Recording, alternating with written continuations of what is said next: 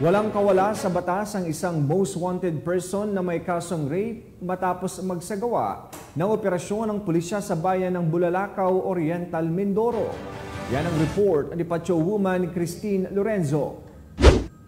Arestado ang isang lalaki na itinalaga na most wanted person sa bisa ng warrant of arrest na inisyu ng Presiding Judge Honorable Ruben Evangelista Sevillano Jr.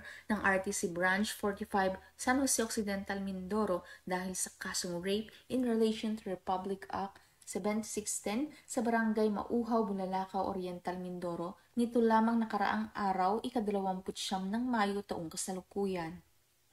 Ang suspect ay 23 anyos, binata, walang trabaho at residente din ng naturang lugar. Naaresto ang suspect bunga ng joint operation na pinangunahan ng otoridad ng San Jose Municipal Police Station na pinangunahan ni Police Captain Aldrin G. Tividad, Intelligence Officer sa pamumuno ni Police Lieutenant Colonel Jenny P. Magan, COP.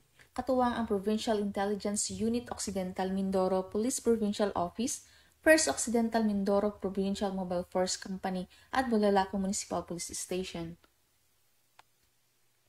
Ang suspect ay nasa kustudiya na ng kapulisan at kasalukuyang hinaharap ang kasong nailaan sa kaniya. Samantala, ang hukuman ay walang inirekomendang piyansa para sa kasong ito.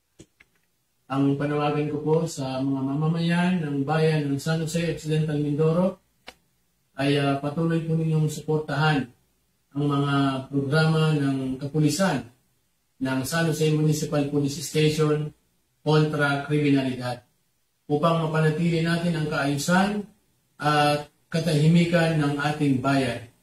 Huwag matakot, magsumbong ka alinsunod sa programa ng ating GPNP na si Police General Romel Francisco D. Marbil. Dito sa Bagong Pilipinas, ang gusto ng pulis, ligtas ka. Mula dito sa Calapan City, Oriental, Mindoro, ako ang inyong PNN correspondent, Patrolwoman Christine Lorenzo, alagad ng batas, tagataguyod ng Balitang Pulis.